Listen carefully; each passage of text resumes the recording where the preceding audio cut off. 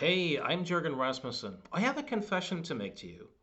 I hardly, if ever, engage in empathy with my clients. Now, for many of you, that might sound awful, horrible. Like, undoubtedly, that must mean that I'm a bad therapist or coach or agents of change, and I should really be doing something different. I beg to differ. It actually helps my clients. It improves the results. It improves the connection and it makes my work way more joyous. You see, what I do engage in is compassion. I engage in a lot of compassion for my clients. Now, empathy and compassion is not the same thing. And the point I'm going to be making in this video is that what you want to have and what you want to engage in is compassion. But what you, for the most part, and there might be some exceptions, don't want to engage in is the activity of empathy. So, empathy is this notion of feeling what someone else's feels, essentially. Now, obviously, there's something of a misnomer here because you can't really feel other people's feelings. You only feel your own feelings. So, if a client is depressed or sad or anxious or angry and you engage in empathy by trying to feel what they feel, you're kind of imagining what it's like to be in their shoes, and you're feeling your own sadness and your own anger and your own sense of hopelessness and despair. But you're not feeling the client's feelings. You're not having your client's experience. You're having the experience that you imagine. You see, there's something else going on here too, which is tricky, and that is, let's say that a client comes in, and the client tells me, I have issues with my ex-wife, for example, or my ex-partner, or my father, or sister, or whoever it might be. If I'm going to do empathy and attempt to feel what they feel, images and thoughts and feelings are going to emerge for me regarding father or ex-partner or whoever it might be. But those thoughts and feelings emerge from my own personal history. They don't emerge from the client's personal history. And if I'm not very careful, I'm going to be beginning to view the clients through my own images and feelings and history. And if I work at the level of content, this is going to ensure that the session becomes a lot about my projections, which may or may not resonate a lot with the client. This is one of the traps too in doing perceptual positions. These sorts of mental acrobatics where position one refers to your own subjective experience, position two involves imagining the situation from the other person's vantage point, and position three, you know, is engaging in like more of an objective observer position where you observe both you and the other party, and then you integrate it. Now, might this be useful as a flexibility exercise of sorts? Yes, it may. May you end up with useful information or shifts in perspective or a richer map that you had initially by doing so? Yes, you may. But there's also a risk that you end up even more diluted. Because if my fundamental premises or assumptions or frameworks or algorithms, if you will, are not in sync with yours, and I use those to imagine what life is like from your perspective, I'm not gaining more insight into what it's like to be you. I'm investing in a thought projection that is not at all aligned with how you experience life. And the more I engage with that and invest in that, the more I'm going to be feeling as if I'm walking a mile in your shoes. But I'm actually going to be more deluded than I was initially. So when I see a particular client, what I want to do is I want to help them. I want the best for them. I want them to be free of suffering and to be happy and to experience a meaningful life and to have fulfilling relationships. I want that for them, and I'm very connected with that. And I'm aware that if I can help them to have an insight, to have a shift in perspective, to see something new, to gain a deeper appreciation for the illusory nature of experience and to have a better connection with what they fundamentally are, then that's going to improve their life. I don't need to feel their pain to do so or feel pain myself. Actually, it's way better than I when I don't. So I've heard a lot of horrible stories and horrible circumstances when I meet clients. I do my best to show up present, grounded, so that the connection naturally occurs. And I tend to do my best work from a kind of light-hearted, humorous flow state where I can connect, tell stories, offer suggestions, offer thought experiments for the client to have discoveries. And you know what? As George Pransky, a psychologist who specializes in the three principles, often is quoted, he often says that all boats rise with the tide. So when people have a deeper understanding or a shift in insights, a lot of what seems to be their issues is going to naturally fall away. So this is the way that I prefer to work. Don't misconstrue this as not being kind or not caring or not connecting. You know, it's really important that you do, because if someone has the sense that you don't care about them, or if they feel hostile towards you, then the work together isn't going to go anywhere. Now, compassion is more of a warm feeling. It's engaging. It compels you to help, to try to make a difference, and it's usually more light-hearted and present. It's less about being lost in stories.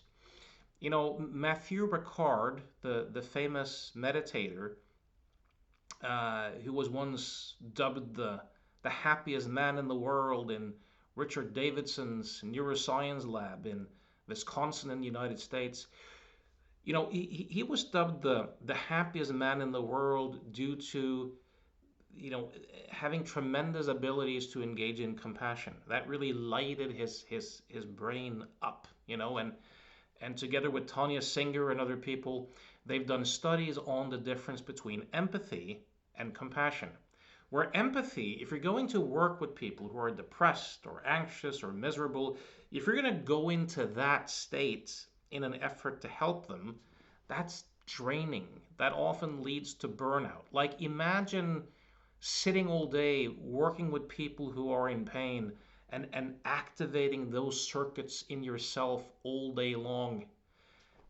That often leads to burnout. It fatigues people. It but if you can come from a place of compassion in doing that, you're both you and your client will be better off. So I really urge you to make a distinction between compassion and empathy. I've seen a lot of very empathetic people not do good work with clients, because what they might do is put the client in a kind of victim position, and they do a lot of pity and they feel the client's pain, and they kind of keep validating these stories, and this keeps going year after year after year. And the client might feel seen and heard, but there's no shift in perspective. There's no growth, there's no maturity, or there's no insight necessarily. Now, having said all of this, might empathy sometimes have its place? Yes, it might. So sometimes someone in life might be royally screwed over, something really bad. Of course, bad is an inference, but we humans have a nature, right? So something bad has happened to them, and what will often happen is that they go and see people, and everybody tries to minimize it, tries to tell them to think positively, or tries to tell them that you're a strong person, you'll get through this. And what the person might hear is, nobody gets me, nobody understands me, nobody acknowledges the depth of my pain. There have been occasions with some clients where empathy has happened in these contexts spontaneously, where I have felt these sorts of emotions, and been able to connect with the person and look at them and say, that truly sucks. What happened to you has been really bad. I'm so sorry you're going through this. And just that felt sense, sometimes for some people, can do wonders. So I'm not saying don't have the capacity. What I'm saying is, most of the time, with most people, it's not really that useful. You know, empathy too is, there's a lot of talk of empathy these days, and the importance of empathy, and um, when it comes to ethics and morality. But I would argue that for the most part, empathy is a poor guide when it comes to ethics and morality, because it always privileges some people over others. I'll give an example of this. So one thing that market researchers know is that if they want money for something, if you show one starving child, or one child who's suffering, people's empathy tends to flare up, and they might donate a lot of money. If you show more kids starving, or 10 kids, or 100 kids, people give way less, right? So empathy is a very personal thing, and that might make sense in intimate relationships and with your own children, and stuff like that, to be highly attuned. But in terms of ethics, what you can very often see is that people will grant enormous privileges to their own in group and people that they identify with, and show and dehumanize those from the outgroup. So I think for ethics and morality, you want universal principles, stuff like freedom of speech, stuff like rule of law. You want these just principles across the board. You don't want empathy, for the most part, to be ruling decisions. There's something interesting to look at here too. I've mentioned this in a previous video, but I'll mention it again. A few years ago, I watched, and you might be surprised to hear this, I actually have strong capacities for empathy. So I never said that I can't do it. I'm saying that I choose not to in that particular context. So I'm the one in the family who hugs the most, and the one who tears up during movies. And I'm very easily touched, in terms of awe and positive news, right? So there was this Christmas remake movie a few years ago I went to see with my wife and my kids and some of their friends, and they're laughing and teasing at me because I get the waterworks. I start crying and stuff like that, and they tease me about it. And I had this enormous empathy for this movie character, you know, this young girl from an orphanage, and all sorts of stuff. And then we came home, and I turned on the news, and I saw the whole thing with Israel, Gaza, and Ukraine. Enormous suffering for thousands of people. And I just kind of registered the information, but I had no felt sense or connection to any of it. Now, you might think that that's a personal flaw in me per se, but I invite you to consider this, that our brains probably haven't changed that much in tens of thousands of years. Pretty much the same operating system, and we've been living in small clans and small tribes. Our brains are not really designed to empathize with huge numbers of people. Now, when I do client work, the best work is in flow, where it's like the client and I are just in this dance. We're two waves in the same ocean. We're kind of in sync, and you're kind of feeling into the next thing to everything just emerges. But there's still the intent to not feel their pain in particular. So I think it's important to emphasize this, because I think what a lot of people envision when they hear about not doing empathy is just some cold, disconnected person who doesn't care and who doesn't give a shit. That's not at all what I'm advocating. But what I am saying is that most of the time, people who are very empathetic and who can't turn it off end up turning their clients into victims way too much. They're generally It's generally not what you want in a helper.